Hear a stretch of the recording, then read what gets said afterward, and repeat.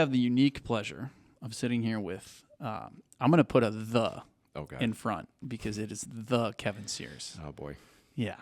Well, there's a lead in. So I have the unique pleasure of working with you through Genesis Rescue Systems and, Howell and EMC. Yeah. But that's not really why we're here.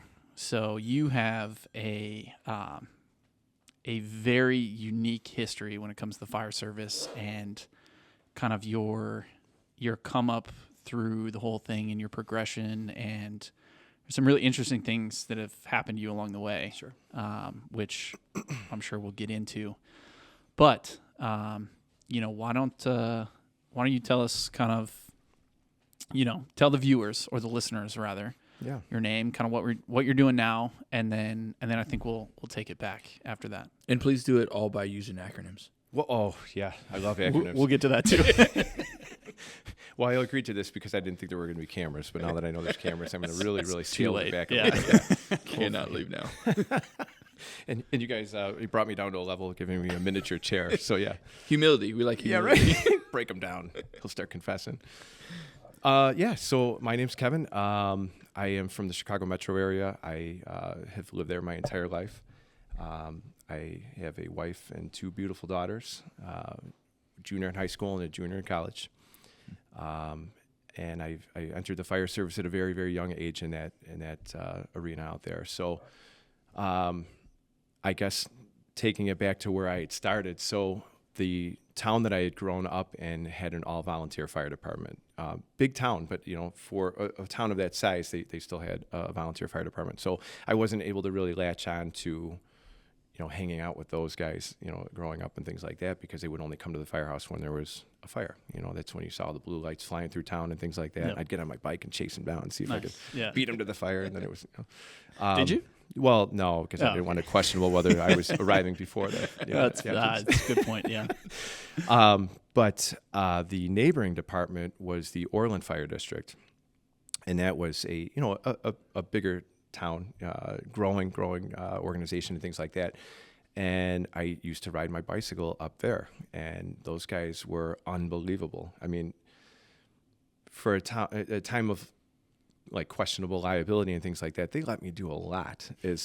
Kid just riding up to the firehouse on the bike. I mean, to the point where I would hang out there. I would eat with the guys. Do ride-alongs, things like that. They would take me on runs. I mean, it was incredible. And it was amazing because it was a very professional organization. So it kind of gave me like the perspective of how things should be done, and how professionalism goes, and a lot of etiquettes and things like that. Like I was learning that at 14 years old.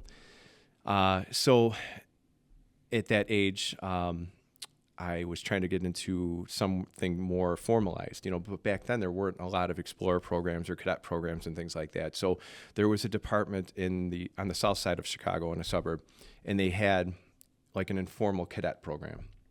So August 24th, 1994, I joined that program, and I just got my driver's license, so I was driving, extended routes to get there and things like that. But again, it was an organization that really, they let me do a lot, awesome. Considering how old I was. So in that group of guys who were working there, a lot of them were like fire fans. They would go ride in Chicago and Gary, Indiana, and departments that saw a lot of work. So they would allow me to come with them. Dang. Which was amazing. So at the age of 15, I'm a sophomore in high school, or 16, I'm riding in Inglewood in Chicago, or Gary, Indiana, and Squad 2, all these crazy companies that got a lot of fire duty, and I became wickedly attracted to the ghetto. So because you don't hear that very often. No, and I still am. It's an odd interest I have. What's wrong with but you? Man, I'll tell you what, I gravitate towards it. So hey, somebody's got to do it. You better believe it. So it's just like they say, if you're going to be a banker, you work on Wall Street. If you're going to be a fireman, you work in the ghetto. Yeah. So that was my focus.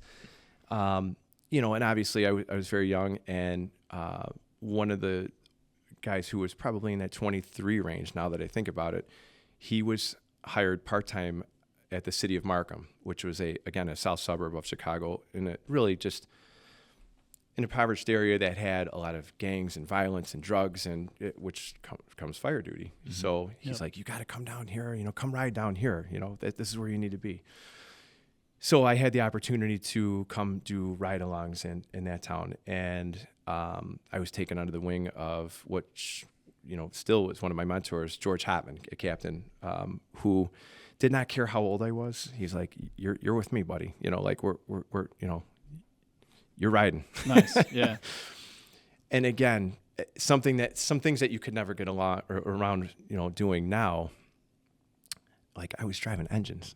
Yeah. Their engines like a rider. It was insane, Yeah. To the point where, there weren't a lot of use of cell phones, but I was driving one of their fire vehicles down Kedzie Avenue, and the fire chief called the captain and said, "Excuse me, Captain, who's that child driving my child? my rigged out?" I'm not. Because you were what? 17? 17. Damn. Yeah, it was crazy. So it was amazing, but again, no restrictions. Right. I was just not getting paid. Right. I was doing everything that the frontline guys were doing. So, oh my God, just now what we didn't have is so much more appreciation for what I do have, because it was a tiny department, just unbelievably strapped for cash, and they just made it happen, and they just had fun, and they appreciated their jobs and things like that. So that was it, man. I was locked in. Yep. And Captain Hopman, George Hopman, is just the funniest human being I've ever met in my entire life. The guys just had a riot constantly, and I thought this was like the norm. Like, right. This is it. Yeah, you know what I mean? Like, this is how it is everywhere. Yep. In fact, on my 17th birthday, he asked me to give him his driver's license, and he took one of the dates in the year that I was born and changed it. Now I was 18, and now he put me on part-time. Nice. So I was actually able to collect a paycheck That's as awesome. a part-time fireman from I shouldn't even say the name. Yeah, right. What's the statute of limitations? Edit. Yeah. Yeah, right. Or not. But it was amazing. I mean, like, people were going to prom. I was going to fires. Yeah. And it was crazy. So that was incredible. And, I stayed there for as long as I could. And then I started to get into paramedic school, which I had thought at that time, like, I wasn't going to go to paramedic school. Like, that's not the path I want to go down. But Right. the reality is I was going to paramedic school. So, I finished that. I graduated paramedic school before I graduated high school, which is pretty wild how that all Wow, that's timed. crazy. No way. Yeah. But from there, I was able to, after a couple of years, I was able to start taking career full-time tests, because you have to be 21 in Illinois. Yeah. So I was hired full-time as a firefighter for the city of Hazelcrest, or the village of Hazelcrest, which is a neighboring town to Markham. So I was familiar with those guys, and they were familiar with me, and it was very comfortable. Nice. And that was the best experience in my life. I mean, to get hired there was like winning the lotto, and it very much different than it is now. You would go to these tests, and there would be 1,000 people there. Yep. And they'd be like, "Gentlemen, thank you for coming on a Saturday. We're not going to hire anybody. Yeah. We're just establishing a list." And you're like, "Oh, this is awesome." Yeah. Great. Love it. Yeah. All right. Let's win the lotto here. Yeah. But I was able to get hired there really early. I mean, I was just turning 22. So when I was there, and again, it was part of a conglomerate of departments called Division 24, which was, it's in the south suburbs of Chicago again. And the whole entire area is just challenged. Yeah. You know what I mean? It's like being in a time warp, but the experience that you gain in that area is invaluable. So I was a fireman there, just worked with the best human beings, which I'm still best friends with to this day. You know what I mean? Like, it's just a bond that you cannot even compete with. So I was a fireman, driver, and then I made lieutenant there. So, had a lot of challenges along the way, good and bad, a lot of experiences. I mean, we were going to fires regularly, not our own, but that area was small. I shouldn't say it was small. I think there's 23 departments in that area, but they're all smaller departments. Yeah, it's not like big metro, areas. So we really we were all strapped for manpower, and we all more or less responded as one giant organization. Gotcha. So like we would go out of town with our truck everywhere. I Gotcha. mean, everywhere. So like we were citywide to the 5 connecting departments, and then, box company for the departments outside of there, second alarm companies outside of there. So regularly. Interesting. It was just unbelievable. And again, amazing experiences, both good and bad. Like I've done rescues. I've also been rescued. You know what I mean? Yeah. And I much prefer the rescue part. For sure. Yeah. I can imagine. But it's just things that you could never even imagine. But being that I kind of grew up in that environment, I thought that was more the norm, because this isn't going back that far, but I started the fire service before the internet. So we didn't know, I didn't know of like these other big metropolitan areas and, other rough areas and things like that. So I thought this was the norm, and I grew up in Tinley Park, which is not a bad city whatsoever. My parents always told me you're not allowed to go over, on this side of the street, which is actually where I was working now. Or whatever. But, it was amazing, absolutely amazing. From there, I had worked there for 12 years, and I started to take a step back and look at the big picture, outside of just me, and realized that area was really rapidly declining. Like we had 38% of our housing was abandoned. Like the grocery store, Moo and Oink. I don't know if you guys have Moo and Oink up here, probably not. But Moo and Oink is like, Can't say that we do. yeah, Not in Arizona. it's two steps below Jewel. Got like it. Yeah, maybe okay. 2 or 4, 10. But that was our grocery store, and they moved out, and I'm like, we got problems. So, our pension fund was good, but the neighboring pension fund was horribly funded. And I'm like, oh my gosh. So I was in a position where I would never get laid off, but I also didn't want to be in a position where I was riding on a 2-person engine, or a truck, Fair, or, so I started to look at other options. And where I'm at right now, it's a growing organization on the very, very northern tip of Illinois on the Wisconsin border. And they were starting to transition from being a small part-time department to a big part-time department to, hey, this part-time program isn't going to last for very long. We need to start looking at career members. Yep. So they started to build the organization from the top down. So they hired, their fire chief, their deputy chiefs, their operations chief, and then they did a testing process for battalion chief. So I saw that was posted. And I really, truly, I really wanted to do it just for the experience, because it was the full-blown testing process of like, the orientation, the written, the assessment center, the whole, like all of the modules. And I'm like, well, if I'm going to advance in my career, maybe this is something that I should get experience with. Go through, yeah. And I did. And it was a very long, dragged out process. And in the 9th month, I think it was. Oh my God! Like, I've been coming up here so often. I'm like, I really kind of want this job now. Yeah. And it was offered, and I took it. So that's where I'm at now. So I am a battalion chief on black shifts. So I'm on the 24/48 rotation, and that's where I've been for 8 years now. So Nice. Now, how big is your department? right now we have 170 personnel, but that's administrative and things like that as well. So that's part-time. We have career. We have a number of different steps in that department. We have 5 firehouses. Okay. We're not that busy. We do about 8,000 runs. Okay. The majority of them come out of one firehouse. So those guys are very, very busy. But we're not landlocked. We have a lot of growth. They're talking about building Station 6 right now and the potential for a training facility and things like that. I mean, we are not landlocked. Okay.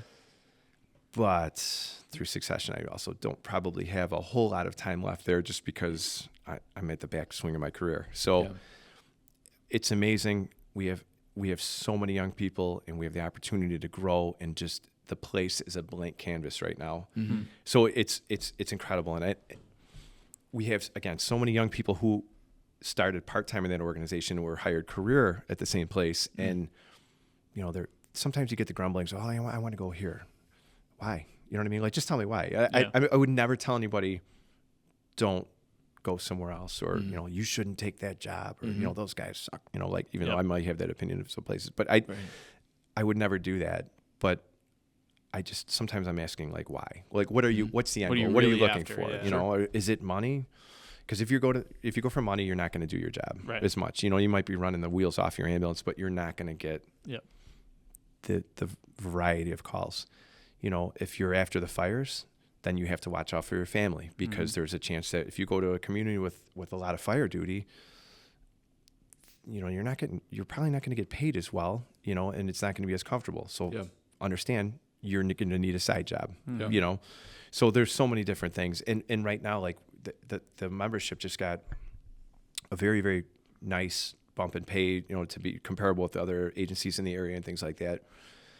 But now we have so many young people, and it's not like they're not after money as much as they are for time off. So it's like there's so many different variables right now. It's incredible how that tide has changed. You know, like we wanted time off when we were coming up because all of us had side jobs. We had something to do in that 48 hours off. Yeah. But now what we're hearing now is like, I value my time. Well, what do you do for 40? Right. Yeah. That's cool, but what are you doing? Yeah. You know, like you could have a second, obviously. You can have a second career. For sure. You know, so there's so many different changes right now in the profession. And it's all good. You know, you hear grumblings, oh, this generation and this. But when I came up, they were probably like, these guys are a bunch of morons, you know? Right. And we were, you know, but like it was. Well, it's always like that too, right? It's always like, oh, this generation. And it's been this generation for fucking 8 generations. Yeah, what I like to do, you know? Yeah. Okay. So curious on just where you're working.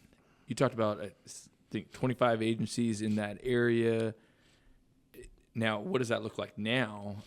Do you have some agencies that have merged with others? Like no, so that's where I was. That's where I came from. Is that but division? It's not close to there. No. So in Illinois, we have what's called the MABUS system, which is the mutual aid box alarm system, and they group in departments geographically. So you know, like we're in MABUS Division 5, and we have a certain amount of organizations in there, and there's a board of directors, and you know, like MABUS 24, because they were smaller departments, there was 23 of them. You know, they just it's almost like a grouping of resources. Oh, yeah. Okay. But in Illinois, I believe there's 68 MABUS divisions. So Illinois is a wickedly large state, but we're heavily concentrated in the Chicago metro area. Sure. So like from the Illinois-Wisconsin border down to say maybe 3/4 of the way down, it has the population of probably like Nebraska and North Dakota, South Dakota, things like that, just in that area. So. Yeah, that's kind of how they group all that up. Okay. But yeah, it's been a ride. It's been a ride. No shit. Yeah. All right, so I got a question. All right. So take it back to being a kid, and it's funny that you mentioned like being able to do stuff that there's no way in hell you could do today as a kid. It came up on another episode, and it's coming out of here. Yeah. So like kids that back in the day or whatever that came up through got to do a lot of stuff. Oh yeah. And now, like, because of child labor laws and whatever else, like you don't get to do shit. Right. Well, liabilities for huge. sure. Yeah. So they didn't care about you back then. Didn't care at all. Like, I don't think my parents cared. Expendable. Get him in here. He's been gone for 4 days. Should we worry now? Nah. How are your grades? Yeah, exactly. Just had a 3-alarm fire. You give straight A's? Good. Okay. So, coming up as a young fella in the fire service, and then you said you touched on having buddies now that you're friends for life, right? 100%. Was there a moment that you realized that this is like a second family, or when does that light bulb go off? It's actually a really good question, because I now in the position that I'm in, I'm not as engaged as I was, obviously, right? So I try to stand back and I try to like observe from like that 100-foot level. Yep. And right now, the grouping of guys that I have at the firehouse where I'm assigned, sometimes there's up to 9 guys a day, and they're all young, but they're great, and they're led by an amazing officer who's a little bit older. You know what I mean? He has some experience, and they were all hired around the same time, because we were growing. Yep. And it was uncomfortable at first, you know, like to sit there and watch, because I'm like we used to do some atrocious things to each other. You know what I mean? Like like things that you could never get away with anymore. And I'm thinking like, well, you should try to do this to that guy. You know what I mean? But I can't say that. You know, like no. I want to get involved in the banter, but like I probably can't. You know, but now I'm starting to see it, and I think it is absolutely hysterical. Like some of the pranks aren't even really that funny, but I laugh to the point of nausea, because like I see that's how we were, you know, and we were just hyenas. Yeah. So I within reason, I either step away and like look the other way, or I just let it go, but it's coming together now, you know. So they are developing, whether they know it or not, you know. And I think, again, just because that's where I was so early on, I can see that it's taking place, you know, and it's amazing to me, you know. So it's developed over time, right? 100%. Yeah. You know, and I think that it was in rapid development where I started, because we would go to really extraordinary calls somewhat regularly, you know, and that forms a bond naturally. Yeah. You know, it's not forced. You know, when the ambulance goes out the door and they pick up an old lady up off the toilet, and they're like, yeah, high five. Yeah. Let's go drinking tomorrow, brother. That was awesome. You know, like that's probably not taking place, but they get a good call and they're just ramped up, and you could see the adrenaline, and you could see that they're excited and they did well. And, you know, it's going to continue to happen. It's just not happening as rapidly as it probably did. But you have to understand, like I walked into a firehouse with guys who were in their 30s, which I thought were the old guys at the time. I think about it now, I'm like, oh my God, old Steve Peach is so old. Steve Peach was 35, you know, like now I'm like, you young. So it's happening. It's happening, and it's good. That's good. Cool. The job's not dead, whether people say that or not, but it's not dead. So what's give me a prank. What are they up to these days? Oh Lord. Edit, change names. Yep.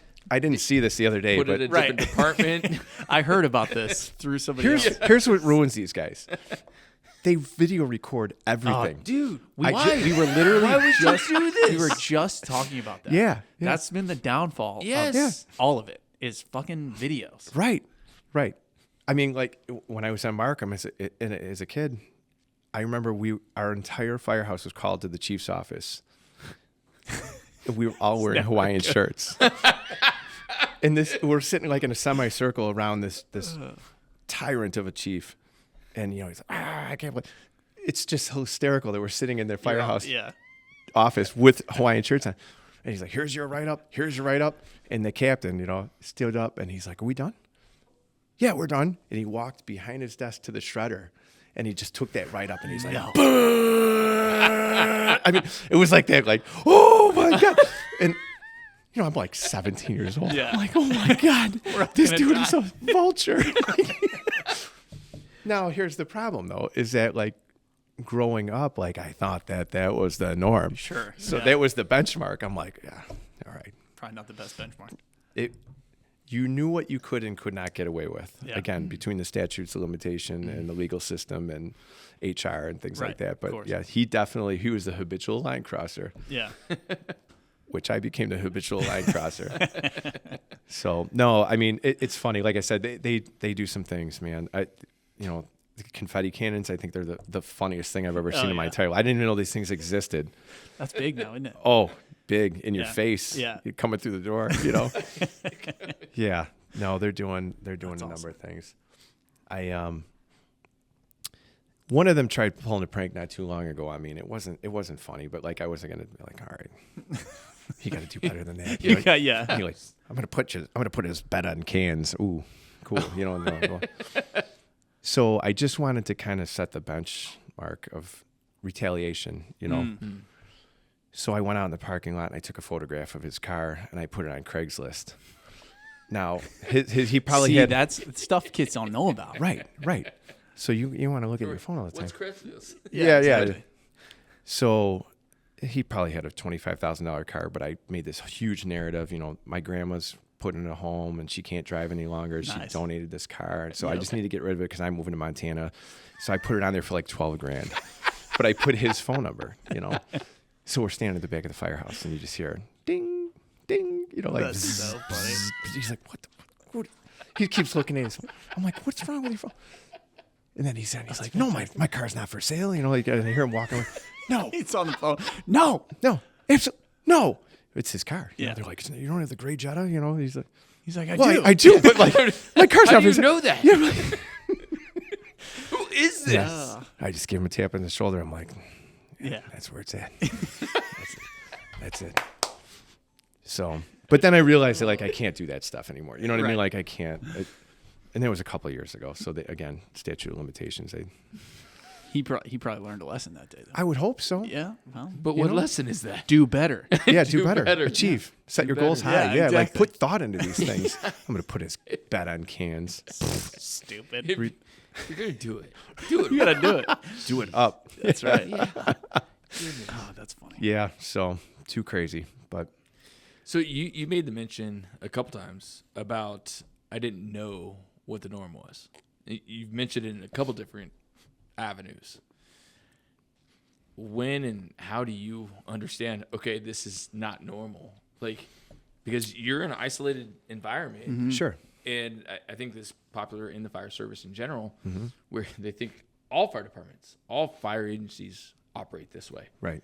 When did you start learning that whatever you learned was a little bit out of the norm? And I think, you know, like officially when I left that area, Okay. you know, like that area where I started. So, you know, we didn't have money. We didn't have manpower. We didn't have nice equipment. We didn't have nice quarters. We didn't, you know what I mean? It was the firehouse that I had grown up in. It was the day room. And then you would pull the beds off the wall. Mm-hmm. You know, what do they call those? The Murphy Murphy bed. bed. Yeah. So, you know, I look at stuff like that, and then I look at what we're at now. I mean, it looks like a 5-star kitchen, and we've got, they're like, well, we have 7 ambulances on order right now. I'm like, Okay. What's that like? It's on Craigslist. yeah, right. Yeah, right. It's you buy one. But we're very fortunate, you know, and it's amazing. And I guess you don't need money to provide the best service. Yeah. You just need the people behind the equipment. You know, like we have the equipment, and we have the people, and we're going to start to develop them to put the whole package together. You know, like we're well funded. We're very fortunate. We have, like I said, we have the equipment. It's some of the problems that I sometimes I hear that we have. I'm like, oh, okay. Yeah. It's pretty first world to me. It is, and you know, I've been far removed from that area, so this is my normal environment now, and I like it. Yeah. I truly miss the bad areas, though. I do. You know what I mean? I truly miss that, and I'm not saying that I'm not fortunate and appreciative of what I Sure, have yeah. now, Sure. and I think my family probably says the same. Because you're exposed to a lot. You know, you're exposed to a lot working in that area, and you're challenged, and you're tired, and you're, you know, we would have paychecks that bounced. Damn. You know what I mean? Like, Yeah. you would, when direct deposit became a thing where like, hell yeah, I don't have to drive 100 miles an hour to the bank anymore. You know, like, and it was legit. Yeah. And we don't have that problem anymore. And it's amazing. And I want our guys to, without saying, oh, well, this is how it was, you know, Right. you Without could have being the old guy. I don't want to be that. I Yeah. don't. Yeah. But then I hear some of the complaints, and I'm just like, come on, like, really? Yeah. Well, it's a perspective thing. It right? is. Like, It is. You know, sometimes you take it for granted. You have that experience that you can apply Oh, yeah. today's issues to, and you're like, meh, that's not that bad. No, for sure. You know, So- one of the towns that we used to run into quite frequently was the city of Harvey, and that is, they are the best of the best firemen that I've ever worked around because they did their job regularly. Mm-hmm. But I was comfortable working in that environment, and then I left, and then, you know, they, ironically enough, they bought Genesis tools. Nice. So I had to take a ride down on a grant. But I had to take a ride down there, and I said, it's like after not seeing, you know, somebody for a while Yeah. who lost weight, and you're like, oh my God, you know, Yeah. I drove down there. I'm like, oh my God. It was unbelievable how much, poverty there was. And I never noticed it because I was immersed in it. Yeah. Like they had a very, very busy 2-lane street with traffic lights every 500 feet. And they didn't have ways to maintain the traffic lights. So they took sawhorses and put stop signs on there with zip ties. And I'm like, oh my God. Like life after people. Yeah. That's what it reminded me of. Yeah. And it happened within a very short period of time. But the most humble human beings, appreciative of the grants that they got and the equipment that they were handed. Mm-hmm. Yeah. They had nothing that they were working with. And now they're, they are just unbelievable people. But they're proud of what they have. They're proud of what they're capable of doing. They're not snobby. Yep. And sometimes I think we can go down that path a little bit. You start to lose focus on the mission of the job, and it becomes some of like me. Yep. And we just have to be very careful of that. And maybe you're answering this, but I'll ask it. It can continue on, or maybe answer it differently. You said you miss that stuff. What exactly are you missing? I miss the fire duty, to be honest with you. Yeah, Okay. I mean, we for the makeup and the demographic and things like that I work in now, like we do okay. Okay. But it's nowhere near where I was at. Okay. And I miss doing that side of the job frequently. And I think that without taking like any arrogance or anything like that, I think we were getting pretty good at it. Like we had a tight group where we didn't have to communicate. Like we just knew what needed to be done. Yeah. We could look at a building. We're just like, hey, you got this, you got the rear. You know what I mean? Like Everybody knows. Everybody knows. Yep. But now the position that I'm in, instead of managing a company with 3 to 4 guys where we are all on the same page, it's overseeing 5 companies from almost a disconnected position where you're like, oh my God. Now, because of the upbringing that I had and the good experiences and the bad experiences, I sometimes do a fault. Like I'm huge on company level training, but that's to build them to help me. You know what I mean? Like peace of mind. So when you tell, Engine 41, you guys are doing this, and I'm not like, hey, you're going to pull the 1 3/4 to the front door. You're going to flake it out in this manner. No. Yep. And they're right there. They're right there. So it's amazing to watch it all orchestrate itself and develop and things like that. But I do miss going, like doing For sure. the company officer level is the most amazing role in the fire service. It's the most pivotal. It's the most influential. I think it is one that you probably, if you're fortunate enough to get to that level, really consider staying there. So why'd you leave it? I think it was more or less, I don't know if I have like undiagnosed ADD or things like that. You know what I mean? Like I just sometimes, refer to the pre-show. What you're talking about. This is why we gave you a chair with no wheels. That's why you gave me a chair 4 inches off the ground. I might as well be sitting on a pillow in the Middle East. Like, yeah. I think I just needed something different. You know what I mean? Like, and I thought, I really enjoy what I'm doing, but I do miss where I was. Yep.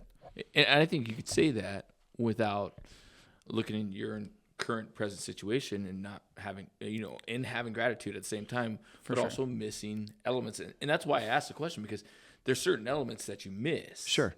Like the tightness of the group, not just the fire duty, but the byproduct of that fire duty.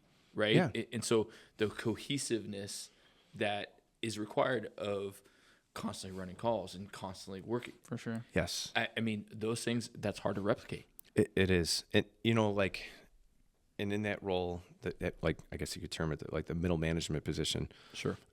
Do I want to be down there in the kitchen with the guys all day? Do I want to be on the floor doing training? Absolutely. Do I want to, like all of that? But then the little details that we have responsibilities for will not get done. And I don't have that option of just being down there. Mm-hmm. You know, sometimes I think people get promoted and they remove themselves for different reasons. Mm-hmm. That's not where my head is at. You know, I would love to be down there and I would love to be doing these things, but I can't do it right now. So it's it's more singular than a group dynamic for me. Mm-hmm. You know what I mean? Just because I'm isolated, not by anyone's fault, but myself, but it's part of the role. Yep. Sure. And I think at the same time, I don't think you're outside of the norm of the struggle with people that promote into battalion chief level but have that company officer desire because of the cohesiveness, because of the family element, because all the things you're saying. Sure. Yeah. And so sometimes it comes to the question, like I'll ask somebody and say, okay, then why promote? Right. You know, sometimes you came into the fire service to serve. Mm-hmm. And sometimes that demands you to rise to a level of challenge competency. Sure. Like you probably were told multiple times that you should become a battalion chief by others. True? The conversation came up, you know, so yeah. And again, I enjoy it. It's just different. Sure. You know, and it's not as impactful as when I had my 4 guys, you know, in a company or in a truck or whatever.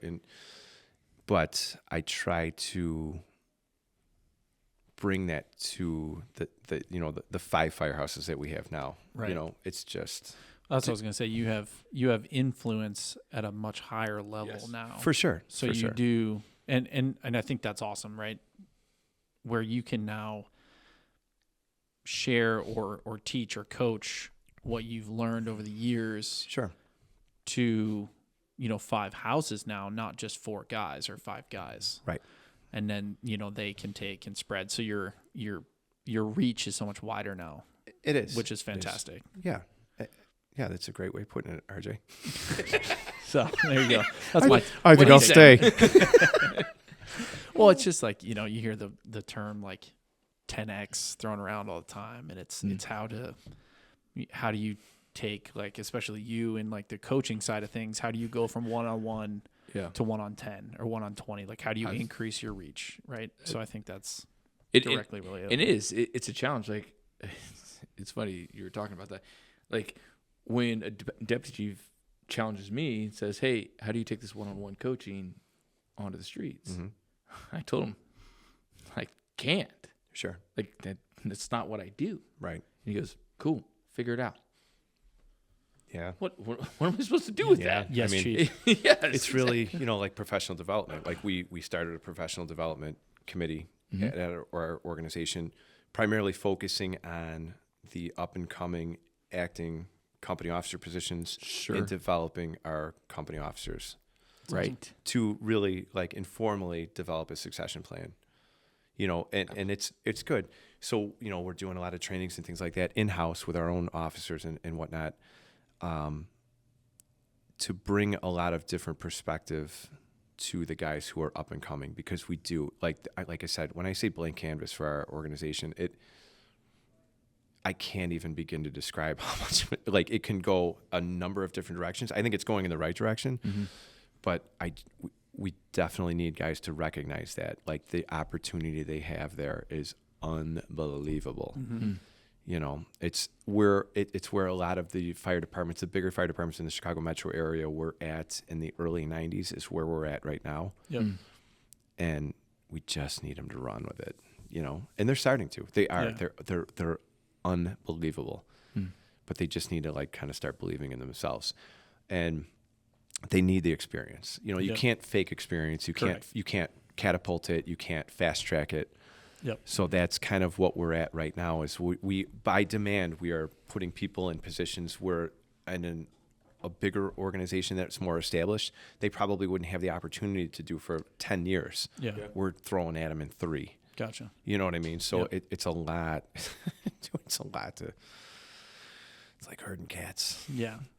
I hear that. You mentioned also, I'm curious on how you do this. Going back to missing and loving what you miss, right? We're gonna keep going back to that. Yeah, We are because Kyle, can we get some Zoloft over here, please? And one more of these unidentified beers. wait, is that what it is? No. I was wondering how you got that. I thought it was. that what this is? I thought it was It just an Alka appeared. Seltzer Oh, in there. excuse me. Whose is This that? is where did this come from? How do you balance that? How do you remain? Hey, I miss this, but also be present in the gratitude. How do you balance those two? I think it is to be engaged as much as I possibly can. Like I love to line up company level trainings during the day. And the guys do a great job. And our training program is absolutely phenomenal. Every day we have company level training for no more than 1 hour. But like our expectations are also in the downtime, do something at your company level that we're not coordinating. Right. But I'll be driving down the street and just see some massive I-beams and be like, we need to go lift these. Like, let's go. Like, and I think that's important because, and I hate to be the guy to be like, well, this is what I used to do, because I hate that. I hated hearing it. And I don't want to be that guy, but I also want them to make good decisions and not make bad decisions based on my past experiences. So it's not like, here's what I did and I screwed this up. It's more or less, try this. Yeah. I'm Well, suggesting you try this. You hated hearing it over and over and over again, Yes. but now that you've gone through it and you have the perspective, Yes. you're like, yeah, I'm glad we did that. Yeah, 100%. So every young Failures. kid is like that, right? Oh my like God. nobody ever wants to fucking hear that. They're like, No. oh God, here we gotta go do this again. Yes. Yes. And there's still, you're never gonna get rid of it. Everybody needs to fail on their own, Oh my God. because that's For the only sure. way. Like truly, like you learn some from successes, but you don't Yeah, your learn from failures. success like you No, do from no. failure. Even your kids. It's Absolutely. the same thing, like it's the same thing, and I've had experiences where there have been massive failures, and the lessons that were pulled out of those incidents Yeah. are tenfold what, like, well, we did a great job at this house fire, Right. blah, blah, blah. But where we had this critical injury or this line of duty death and things like that, like that's where the lessons are pulled out of. And unfortunately, you have to keep unpacking those and talking about them and things like that. But it's a nice thing to be able to provide first-person perspective of we did this and Here's what happened. here's what happened. Yeah. Like Absolutely. not we pulled this right line and the attic fire went out. That's not Right. it. You know what I mean? Like that's not. Yeah. Well, let's dive into that. Why not? Sure. That's where I was going. Failures. Exactly. Failures. What have you experienced that you've learned tremendously off of? Or maybe it's not like a big lesson you learned, but it just meant a lot to you. I mean, you could change the names, you could change the department name, whatever. Sure. I mean, share what you're willing to share, but lessons you've learned specifically off of failure. Okay. In 2005, I was the driver of the ladder truck, and we were going to a mutual aid fire, auto aid fire, out of our district. 4-person truck company. We went to just a very small ranch on a slab.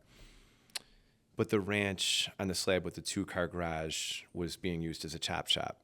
And they turned that 2-car garage into a 6-car garage, with not the most favorable construction practices. Sure. Probably not a lot of permits involved. And Like none. like when I say not a lot, none. But we had 2 guys working on going to the interior because we had a report of people trapped. I, as the single driver, went to the roof, just a normal 4-pitch peak, roof. And my intent was to go to the top of the garage that had been burning and just pop a real quick hole and then come down. And again, when I talk about an area where we really were strapped with manpower, it was a lot of single role operations. Like we were operating independently quite often. Yeah. So the interesting part of that is that we had 2 guys. The 2 guys in the back step were going to Fort Century for the engine, and they were going in. And I told the officer, I'm like, I'm going to go open the roof really quick. And he said, I'm going to go with you, which is highly unusual. Sure, we didn't sound officers to the roof, like that's an interior position, things like that. the more senior people would be used for outside vent and things of that nature. So I was like, okay, whatever, man. Come on, let's do it. Fine. Yeah. Like this is about a 2-minute operation. But fast forward, long story short, I got to the ridge. There was fire coming out of a mushroom stack on the roof. And I'm like, oh, here we go. I'm just going to knock that off really quick. Well, I stepped 1 foot off the ridge to knock the cap off, and I went straight through. Damn. Yeah. Straight through. And I thought that I was in the attic, but I actually went through the roof, I went through the attic, and I landed on top of a burning car in the garage. Holy shit. Right. So, I was not in a position to call a mayday. Sure. I didn't have a pass device because I never turned my bottle on. Like, we would never even go to the roof with an SCBA. But I happened to throw it on because I'm like, I'm just going to come down really quick and go inside to go search for this. So I went through. Luckily, he saw me go through. No shit. So he transmitted a mayday. Were you masked up? No. Holy No. fuck. So I went through, and then when I landed in the garage, I looked up and just saw nothing but fire. I'm like, oh boy. So the only thing I remember is trying to put my mask on. Yeah. And then that's the next thing I remember. I was getting dragged out to the curb. Fuck. So he saw me go through, and he took the ground ladder that we used to access the roof, and he put it through the hole, which was now fire venting through the hole, and he put it through just to mark my spot. Oh, something gotcha. that they usually not something they talk about in textbooks, but he just Absolutely. figured it out and transmitted the mayday. I think somebody threw him a ladder to get down, but because the house was fortified, they were using a K-12 saw to open up the lower panel, the overhead garage. Yep. But that being high security area, they had steel panels underneath the back sides of the panels of the door. They also had padlocks on the track of the overhead door, so that thing wasn't going anywhere. Damn. So they ended up having to go to like the Delta side. They forced entry through a gate, a service door, a second service door, and then they were the furthest point from where I was actually at. So it took them a little while. Damn. There were 3 burning cars in the garage. They had no water in the fire at that point, and these guys found me. And this was not something I did instinctively. Like, it just must have been, I don't know, subconsciously. Yeah. I was buried in a lot of roofing material, but my body was under one of the cars. So the only thing that they used to find me, they happened to find me, was the 2 blinking Vulcan light, or the Vulcan flashlight. Really? I don't always use Vulcan lights, but when I do, I don't always use Vulcan lights. using brand names. Yeah. But yeah, so it was flashing, but that's what they used to find me. Wow. So by that time, they were able to cut like a very small opening in the overhead door, the exterior team, and they dragged me through that, got me out to the curb. I was unconscious the whole time. They got me to the curb, they got me in the ambulance, and then that's when I really started coming to. Now, ironically, that was the town of where I started. That's where the fire was at, Markham. Oh, interesting. So my captain, my mentor, he was at that fire as well, and I'm on the cot in the back of the ambulance just starting to come to, and he's I'm laying. He was on the bench seat, and I looked at him like, am I bad? He's like, Kevin, you're fucked up. You're fucked up. I was like, Give it to you straight. I'm like, oh boy. Yeah, so I don't know. I was in bad shape. I had 38% burns. They flew me to the burn center. I was there, intubated, all that other good stuff for quite some time. So I learned a number of lessons there. Yeah, right? please. A number of, obviously, a number of lessons. And, I try to relay a lot of those things to the guys now. Even if you're not putting your mask on, turn your bottle on, because my pass device had never gone off because I didn't expect to put my mask on. So I'm like, I'll just throw it on. But I was unconscious without a mask on. My pass device never went off. Yeah. Stuff like that. Wear your waist straps. Like they dragged me out with my SCBA in place. Like that's what they used to get me out of the building. You have to have your waist strap attached. I did. Thank God. I always did. Yeah. Certain guys that I had come up with, they always just pushed and pushed and pushed. You got to have that waist strap. With an SCBA, you might as well cut your shoulder straps off before you cut that waist strap Absolutely. off. It's more valuable than the shoulder straps. Yep. And I did. Thank God. They were able to extract me that way. So, just good ass firemen that day. Like, they saved me.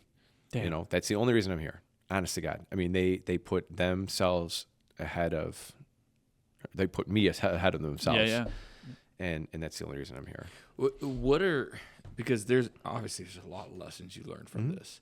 And I think some of them are kind of obvious lessons learned. From that one experience, what are the not so obvious lessons you learned from this? Like, man, maybe it took you 2-3 years before all of a sudden it comes to you like, wow.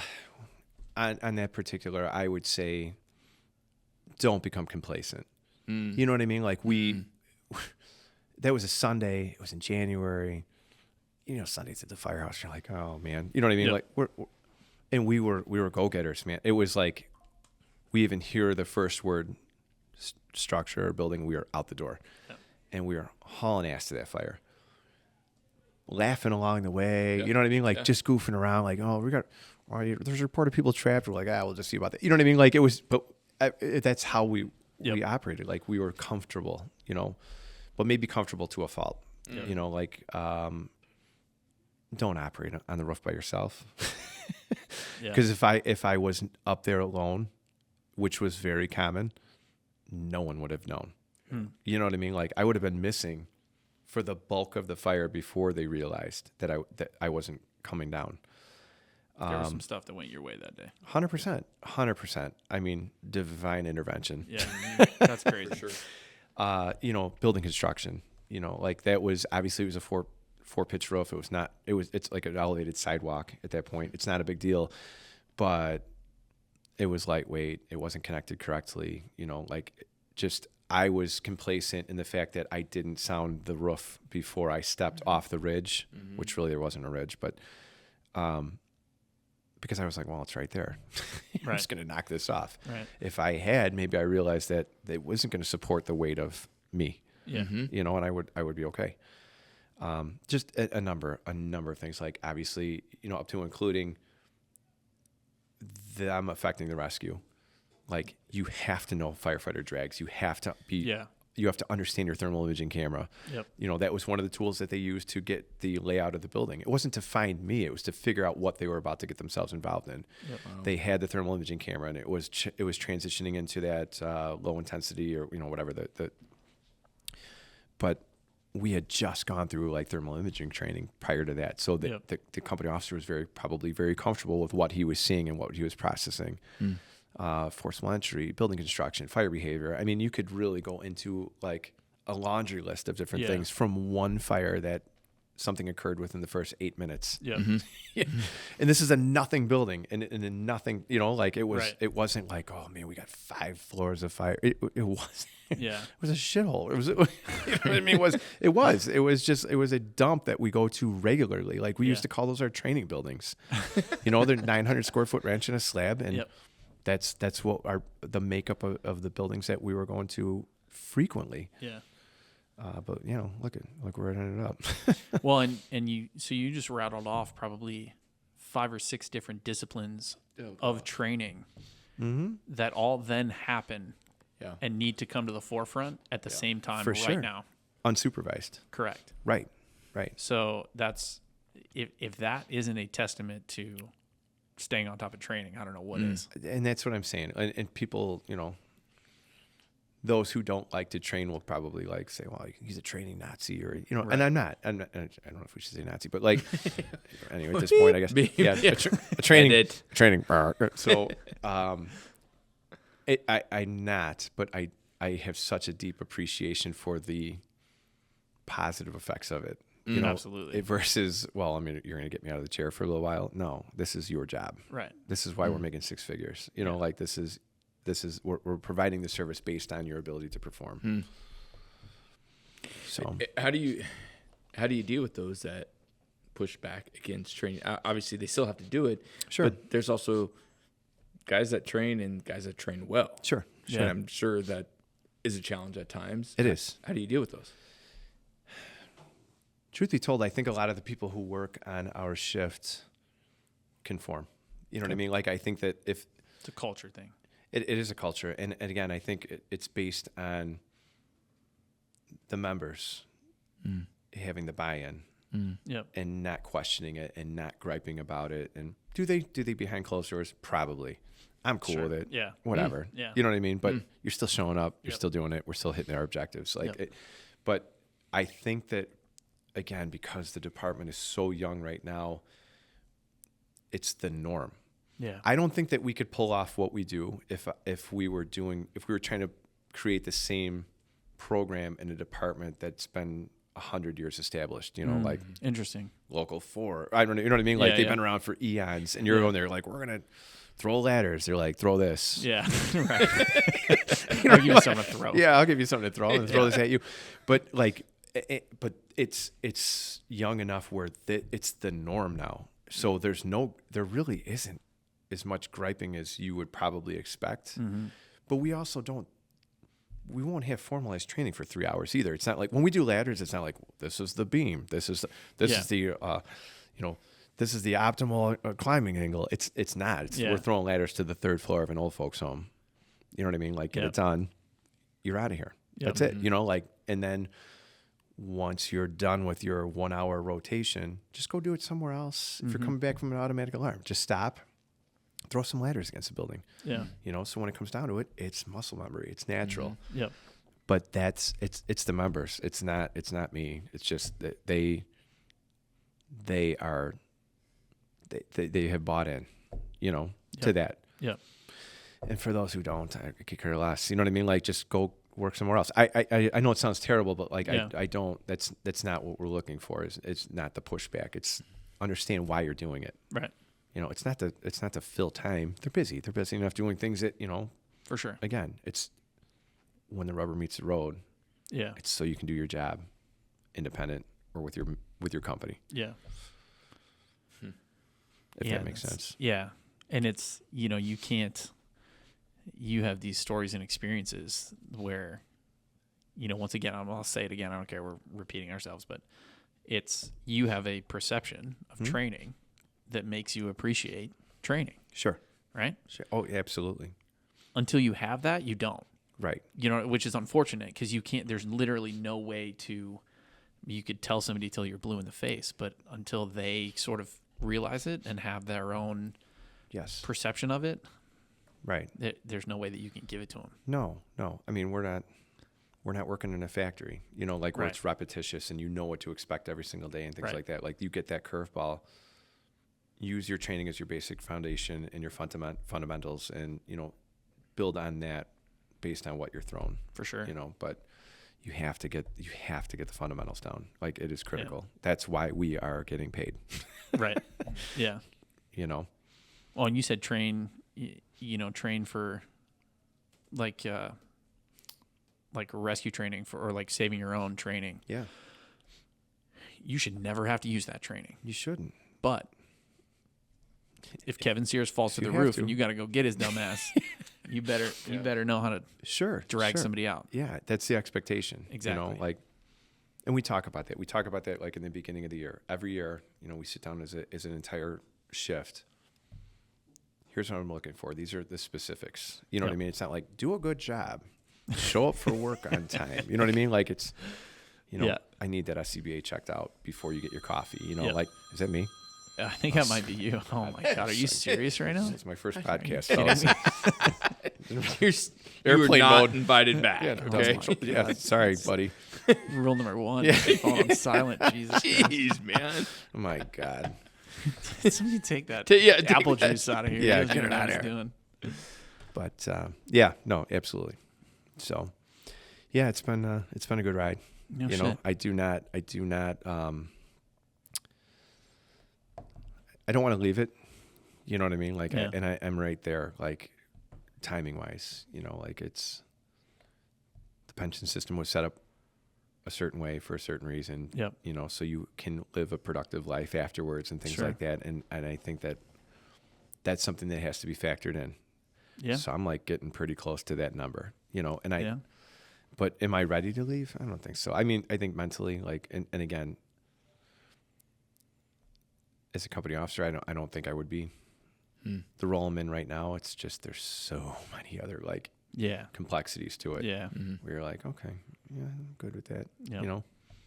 But I also have a side job where I'm working 55 hours a week. That's true. So that's you have 2 full-time jobs. 100%. Yeah. And I love both of them. Yeah. Like, I would never want to give up one or the other, but I have to be realistic at some point. Yeah. My family's been rock stars keeping up with the pace that I've set, you know, and I'm okay with it, you know, like, because it's, you know, I've been doing the Genesis thing for 21 years now. For sure. You know, the fire service, I'm in my 24th full time, and actually this is my 30th year as a whole. It's a long time. No doubt. And one of them has to give. Yeah, for sure. So, yeah. How do you deal with, I mean, you've set yourself up for the transition into another career or another part of life. Let's be honest, not everybody has. And there's a lot that are coming up on retirement. Sure. And it's not just retirement for them. In their perspective, it's the loss of an identity. Absolutely. Because their job isn't firefighter or captain or battalion chief. Their identity, very much who they are, is ingrained into that. So when they retire, in their mind, part of them dies. I mean, we see some of the ramifications, detrimental absolutely. ramifications of retirement. How do people set themselves up? I mean, do they just go work at Genesis, or I mean, what do they do? It's a pretty high bar, so you can't. So we're not going to take anybody. Just go work at Genesis. Makes it sound Just so easy. saying. Just Yeah, get just out go there. dabble in selling rescue tools. Yeah. Hey, you work at Genesis, do a podcast, interview, drink beer. What do you? I mean, it seems pretty good. This is what's going to ruin everybody's perception. See, I told you don't do shit. Yeah. And I'm like, I You love just that. drive around in that truck. I wish I hang could out. sell Genesis tools. It's so easy. But Anybody can Oh, do that's it. cool. Yeah. Yeah. Yeah. Okay. I mean, what are you doing this weekend? Cutting shit up. I mean, that's right. all you're doing, right? Yeah. On a Saturday and Sunday, by the It will be a good time, though. No, I can't wait, man. I can't wait. Yeah. I just think that you have to have something to transition into. You know, like, that's my perspective. It's Something just, as in there's- what? man, I don't know. And that's the Hobbies, thing. Is it job, hobby? Yeah. That's the problem. Like, the problem with the pension system is, like, the job is very abusive on our bodies and our minds and our families and Sure. you know, our psyche. So we are very, very fortunate to be able to disconnect through a retirement plan very early on. I mean, if you get in at 21, and I would imagine it's probably relatively the same for Ohio, but if you're able to leave at 21, I mean, you can leave at 50. Yeah. You know what I mean? Like, that's incredible. And that is like, you can't go lay on a beach. I mean, I could probably figure it out, but you can't. Try. Let's be We can serious. figure it out. Like, I'll be okay. yeah, it would be fine. I won't be okay. No, I tried it last week after FDIC. Yeah. I went to Florida for a week, and I'm like, I'm going crazy. I need to, like, this is Oh, nuts. there's no way. I'm relaxing. I don't sit still very often. No. But that's not our personality. But you're 100% correct. Like, you are leaving not a job. You're leaving on a 24/48. You're leaving 33.3% of your family, Yeah. your lifestyle, your identity. You are immersed. You're pulled out of your blood family Yep. for 24 hours. And that's what you're leaving behind. It would be like having a number of family members wiped out at the same, you know, like in a horrible accident. And I'm sure that's how a lot of people process that. I don't, For sure. Yeah. and I'm not sure which direction it's going to go, you know, because of that. It's been a part of my life for so long. And I didn't think about that until recently, you know, like, it's been so long. And this is all I've ever known. Like, I was a concrete guy, concrete delivery guy, on my days off until I got hooked up with Genesis. But aside from that, like, this is what I've done. So I don't know. I don't think you can say hobbies or the villages in Florida. I mean, the place is cool as hell. Yeah. But like, That place is fucking wild. I'd be dead in 6 months. Easily. Wrap my golf cart around a tree 4 times. How did that happen? How did he die? Well, high speed chase. He went What? all In the out. villages? Yeah, in his golf cart. We found a He loofah souped it shoved up. down his throat. Yeah. Yeah. Oh God, he died of a tragic golf cart accident. What did he do? Die in a golf cart. That's how we're going. Yeah, that's right. That's right. But I think that you have to have something. So I don't think it's possible to retire and then pick something up. I think that years prior to that date, you have to get Start something lined earlier. up. Yeah. You have to. But there are unbelievable opportunities out there to do other things. You don't have to work at Home Depot. Right. You know, not that there's anything wrong with that. For sure. But like you don't you can do. You could do a podcast. You could do what Kyle's over there doing. God only knows what he's doing. You know what I mean? Kyle's Like, not doing shit over there right now. I don't even know what he's doing. But you know what I mean? Like there's so many different opportunities. Yeah. You just have to be open to it. You have Sure. to be creative, and you have to have a drive. You know, like nothing's going to come to you. By having circumstance, sometimes it happens. I'm sure an opportunity falls in your lap, but like you have to be motivated to start something. You don't have to start a training company. Yeah. You don't have to do, you know what I mean? Like social media. You don't have to be a social media influencer. Like, Yeah. What is the TikTok thing? yeah, right. Yeah. TikToks and like, look at me. You know, that's not, That's after this. We're gonna. oh, I can't wait. Make some TikToks. Yeah. Jesus. What are we doing? I just learned about the Snapchat filters the other day. I was sitting at the good. tavern having a meeting with a buddy of mine, and Yep. he's like, "Do you got this filter?" I was like, "No, but I'll take a look." And Yeah. it was amazing. Yeah. And that's what I did for about 4 minutes. Just went straight. through Dude, I it, haven't even just- every one of them. Yeah. I've never even touched Snapchat. Oh I man, don't even. I took it off. I took it off. I was All using of it it. for They're like all when- black hole. of When it didn't make sense to me, when nonsense. my nephew was trying to explain it, I was like, "That sounds like texting." Yeah, Like, yeah. why the hell I you do. don't get it? 2 daughters, and you know that was their form of communication for a long time. And I was like, well, let's see what this is all about. And I got on there. I'm like, oh, there's a lot of people I know who are on this, who are Yeah. adults. You know, adults. so then I'm just like, It disappears. yeah, What? I'm just taking pictures of my food, but I was taking funny like videos Yeah. that things are like. I hope they go away in 10 seconds as you've advertised. As you said, yeah. I hope this is true. Please go away. Go away. Meanwhile, somebody's got them all saved on Yeah, their right, camera, yeah. which I'm sure. Remember this from 2 years ago? Yeah. I'm like, whoa. Wait a minute. What? I was lied to this whole blender time. now. Give me the blender. That's funny. But yeah, so too crazy. But it's but to your point, yes, you have to have something. I'm guessing you have to have something to transition into. It's a good point. Looking at it ahead of, I think people probably are blindsided by it a little bit, and For then they try sure. and find something. Yeah, So that's Well, good advice to try and find something, that overlaps for a little while and Absolutely. then makes it a little easier. I That's would a good think so. point. And I mean, you look at it, and some people are probably going to be asking. The 12 people that listen to this are going to ask. Might be up to 13 at this point. It might be 13. That's an unlucky number. Wait, yeah, we got to go 14. Okay, we're at 14. So Kyle's not even subscribed. yeah. What is this thing called? A podcast? How do you listen to it? What was I even going to say? I'm not sure. I don't know either. There you go. If the 14 people that are listening to it are sitting there saying, okay, at what time should I start planning for this? It's just like, we hear, hey, when should I plan for retirement? Probably not when you retire. Right, Yeah. for sure. So, I mean, when are you putting that in motion? When you get hired? Well, you say me, like I kind of have everything kind of in line for post-retirement employment. You got it all together. Yeah. Don't lie. Yeah. But no, for it's sure. perfect for you. But I completely understand what you're saying. Like, and I think, again, coming up and starting off, firemen were underpaid and they had time off. Sure. And because they were underpaid and had time off, they were motivated to get into a trade. They were carpenters and plumbers and electricians and, things like that. I don't see that now. You know what I mean? Like it is. Good point, And you yeah. could do that. Now, do you want to go throwing bundles of shingles when you retire? Probably not. But maybe by that point you own the roofing company. Sure, yeah. Or you're starting one and things like that. A timeline of, I can't say when that is. I'm in a unique position where I have always had 2 careers. So I don't know, but I would anticipate that you have to have something, And there's stuff that exists in the fire industry. Like, There is. I think you got it. Like you said, you got to be, if you were willing Genesis. to put a little bit of work in, yeah, Genesis will take anybody Side to gigs, sling their tools. obviously. Just saying. Obviously. Yeah, obviously. So if you can't land that, It's like selling used cars, No. yeah, like an 85 Taurus and a exactly. only Oh this my thing God, slaps a rescue tool. This bad boy. no big deal.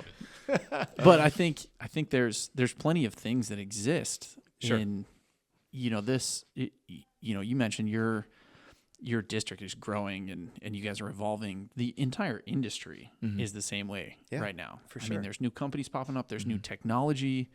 So there's there are ways to stay in if that's your identity. Yes. You know, as long as you're willing to put the work in and start ahead of time, Mm-hmm. there are options. Right. And you have to put that work in. Correct. It's not going to. Nobody's coming to find you. No. You know, I mean, look at FDIC. Yeah. It's amazing. Like there were 36,000 people there this year. Yeah. And how many people worked in the fire service that were there? Right. I mean, as firefighters. Yeah. I mean, yeah. And if you walked around, I mean, every year there's a new widget that somebody came up with For sure. that's going to revolutionise the job that's Yeah. been going on for 120 years without your shit. You Yeah. know what Yeah. I mean? Like, Ogura rescue tools. Yeah. That's Wait. What he is doesn't, this? He doesn't know. it's a thing. It's a thing.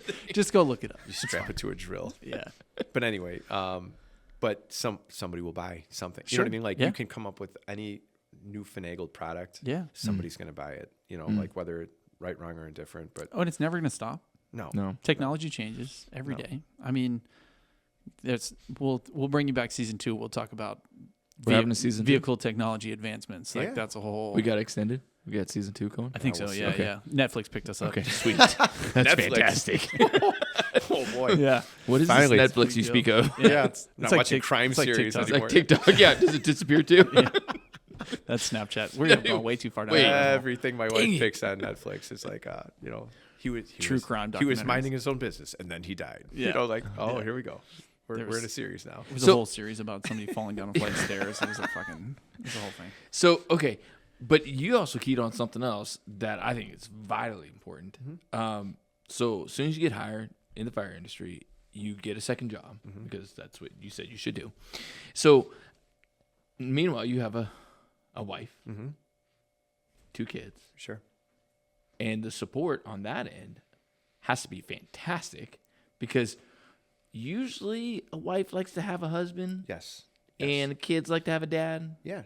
So how do you do that? I think they're still mildly interested in me. Solid. You know, especially I'll check next month when I get back. tuition's due or the rent. Right. No. But again, I got married in 2001. Okay. So that was the norm. Like I was already in that. Like that was the normal household. Okay.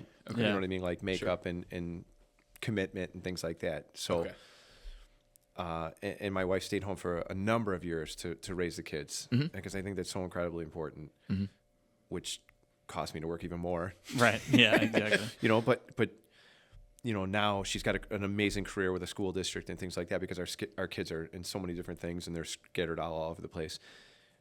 But we started that makeup in our household early, so it became the norm. It wasn't like we've been married for 12 years and I'm like, hey, I'm going to start the second career Right. working, you know, the rescue tool industry. It was the norm. I think that right now where we're both at with our age and, you know, our household makeup and things like that, like she's very, very interested in having one of the careers kind of go away. So we can kind of get back where we missed, you know, Yeah. but you think about it, like you're first married and you're having kids and there's so many commitments and you're financially strapped and things like that. But as you transition on and on and on and the kids are taken care of and they're happy and they're successful and they're, you know, amazing kids, like now we can kind of shine on the successes that we've made the sacrifices for coming up to that point, if that makes sense. So Yeah. I mean, she's been a saint. I mean, I pull it off based on her holding up what I'm missing out on. Yeah. You know, and I try to be at as many things. You have to be creative with your scheduling For too. sure, Like, sure. you know, that's Sure. you know, to say, you know, I'm not gonna see you go to prom because I have a demo. You know what I mean? Or I'm at the Firehouse today, get a trade. Yeah. You know what I mean? Like you Right. can do that. Don't get greedy with the trades. Don't call off unless you're sick. You know, that's another thing that is super important right now. So when you need to be at things, you can be at things.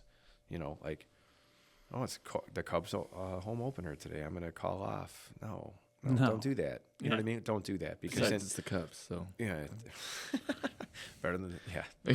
we're not diving down that Wait. rabbit hole. Now, if you said the Bears, that'd be a whole different Yeah. story. Just another say. natural disaster. Yeah. No, they got Caleb Williams. We're good to go. Oh God. They're about to have a new stadium too, That ain't gonna work. and 38 additional rescue tools There you go. starting yeah. next week. Yeah. So, but yeah, good stuff. So no, it's been an amazing. It's been an amazing few years. You know what I mean? Yep. Super happy. I'm so excited about where like the company's going. Yeah. The successes that we're having. These guys are rock stars. They're knocking it out of the park right now. You know, like where we were Pointed at. at me, but These guys. I don't know. It's more like These this guys. general. Yeah. I pointed at the Genesis flag over there. Yeah. You know what they're doing for us is where we struggled for the past 15 years, I'd say. You know, but it's exciting to be part of young blood coming in and new ideas and not being we have never ever been stagnant ever, but we just didn't have the right people in the right places to catapult us to where we are now. For sure. I mean, you look at just the 20-year window. It's just unbelievable. Like we had at FDIC, like the lineup of tools, the succession of like the evolution of the equipment that we've had. To see that in front of you, like it's like you don't, again, it's like seeing somebody after they lost 50 pounds and you're like, if you live with the person, you wouldn't notice it, but you see him after 3 years and you're like, Jesus Christ. Like, you know what I mean? Like that, seeing that, I was like, holy cow, we have really, really come a long way. Yep.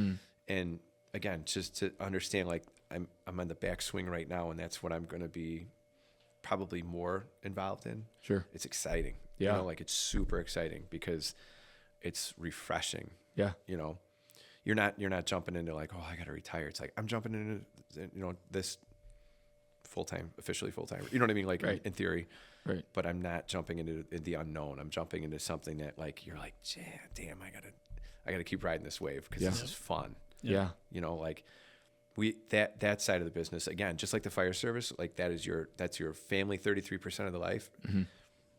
We are like family. Like we've talked about this the other day. Like we are not like and I know people who work for other companies. We are not like that. You know, like we have a tight knit group. Like we're breaking balls, and we're out shooting that video today. Like we shot it in 90 minutes. I bet you we probably could have done it in 30 if we weren't just slamming each other the whole time. You know, like just making comments and you know, it's fun. It's a fun, like invigorating, like inflating breath of fresh air. Yeah.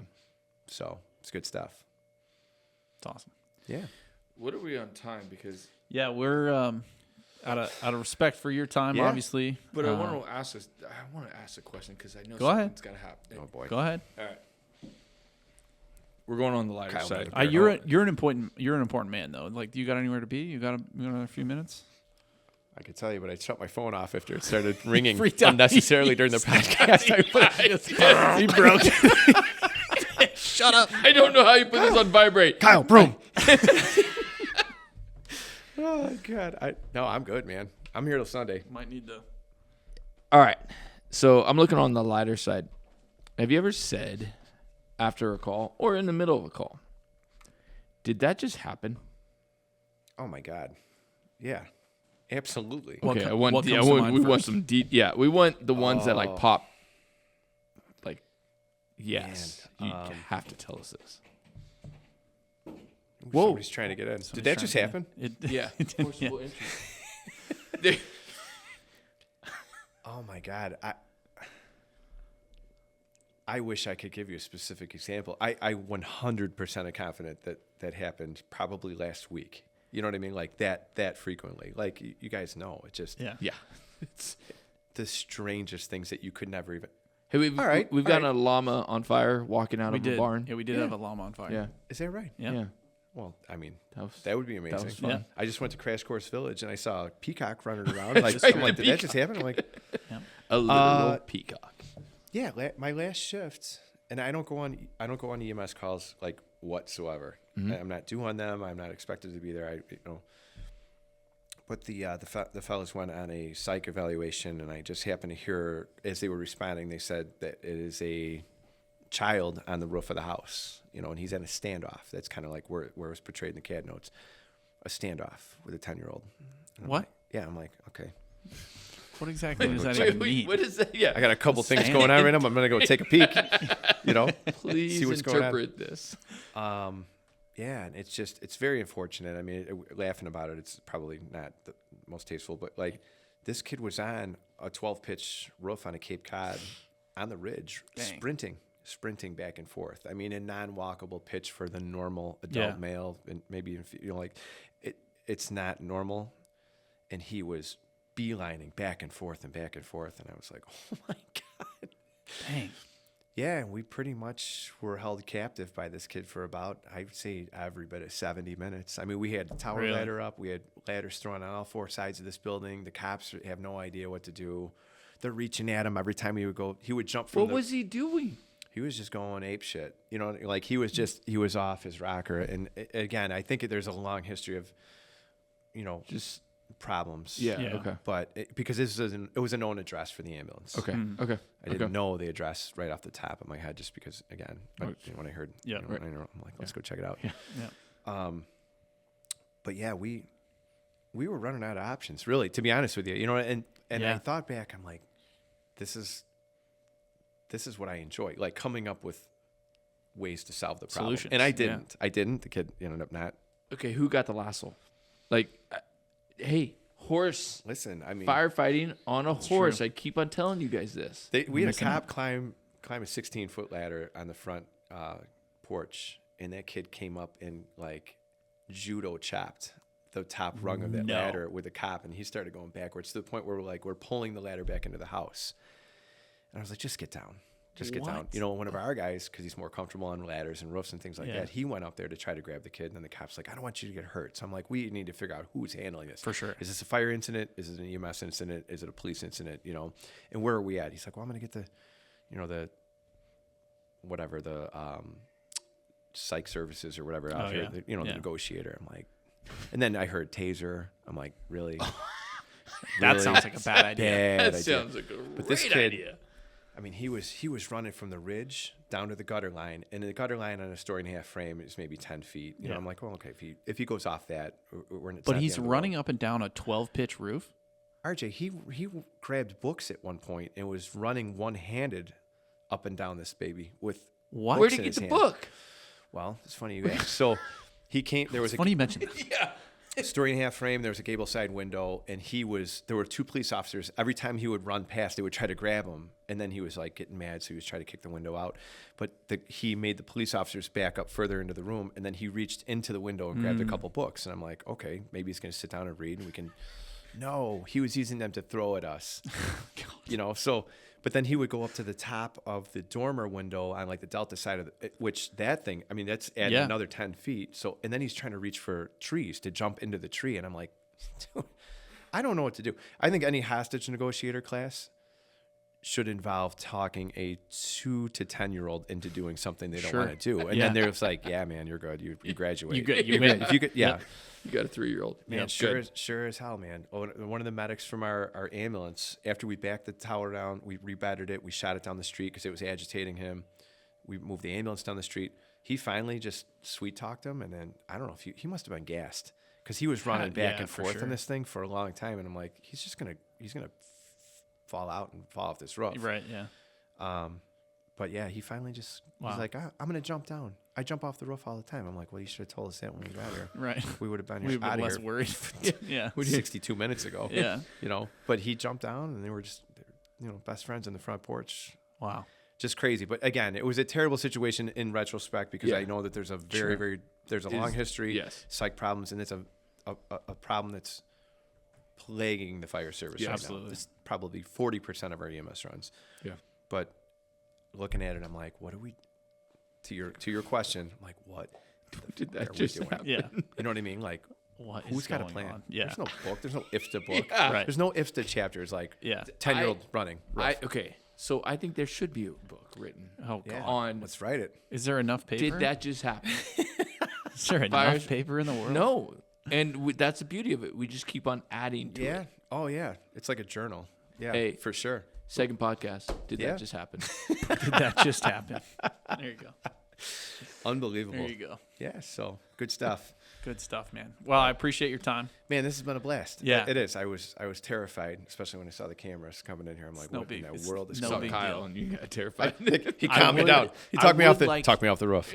I would like to bring you back again at some point. That'd be fun. Because there is another story that you had mentioned when you sent your write-up in that I think is worth talking about. Sure. and that's obviously on the Which more one was serious side, but it has something to do with a line of duty death, and Yeah. there's a lot that can be learned from that. Absolutely. There was another life lesson. So Yep. Hey, shoot, you could just host with us too. I mean, you could ask the questions. dude, it's a long drive. You want to come back? You want to come back and host? Long drive. I'm from Arizona. That's a really long drive. We'll come to you. Yeah, that'd be fun. There we yeah, go. absolutely. You're in Chicago. I'm a Bears fan. Oh, there you go. Yeah, see, We'll do it. okay, We'll figure it out before you guys go down that rabbit hole any further.